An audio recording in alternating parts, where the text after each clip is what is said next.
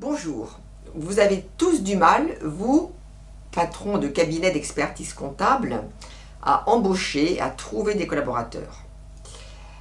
Au sein de Dianeis, le parcours NPC2 est destiné à aller chercher des ressources venues d'autres horizons, à les former pour que vous puissiez ensuite les embaucher.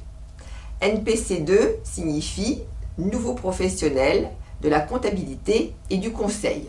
Tout un programme. Ce parcours durera environ 4 mois et demi, 5 mois. Nous allons donc aller chercher des personnes qui, a priori à la base, ne sont pas forcément comptables et nous allons les former sur les domaines suivants. Nous allons commencer par les former à l'entreprise. C'est quoi une entreprise? Comment ça fonctionne? Quelles sont les préoccupations du dirigeant? On commence par ça, avec des cas pratiques. Ensuite seulement, nous les formons, nous les sensibilisons aux flux financiers. Quels sont les flux financiers dans une entreprise?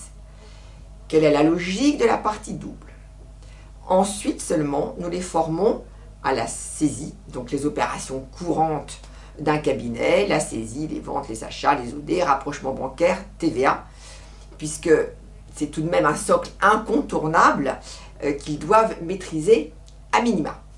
Compte tenu de la durée de la formation, ce ne seront pas un niveau de diplômé, mais ils auront les bases solides et la compréhension qui leur permettront ensuite de progresser au sein de vos cabinets.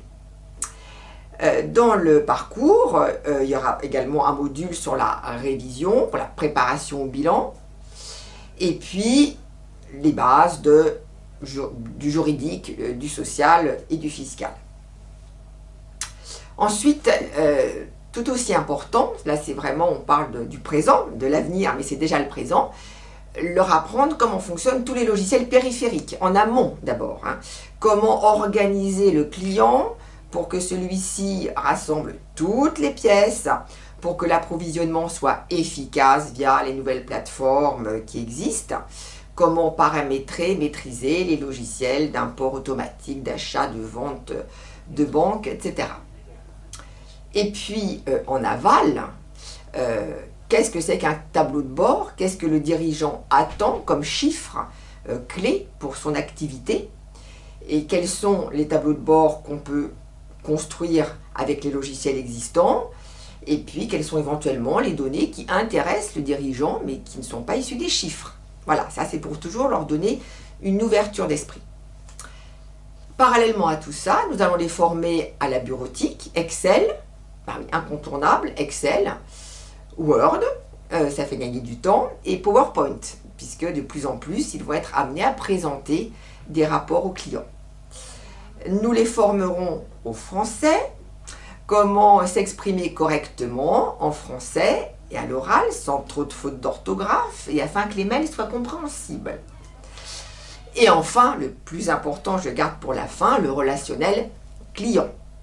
Savoir écouter le client, poser les bonnes questions, tirer les perches qu'on vous tend pour arriver à identifier quelles sont ses préoccupations du moment et avoir le réflexe de rendre compte aux associés ou au management intermédiaire pour que eux ensuite puissent proposer des missions aux clients. Donc ce parcours s'adresse, comme je vous l'ai indiqué, à des professionnels qui n'ont pas forcément de formation comptable, que nous allons aller chercher par les pôles emploi, par les réseaux sociaux. Mais vous pouvez aussi, vous, en tant que patron de cabinet, repérer des gens dans vos régions, autour de vous, des personnes qui vous semblent bien, mais qui n'ont pas de formation comptable, c'est quand même un petit peu gênant. Eh bien, vous nous les envoyez et nous les formerons. Voilà, vous trouverez tous les renseignements nécessaires sur notre site www.dianeis.com. Je vous remercie.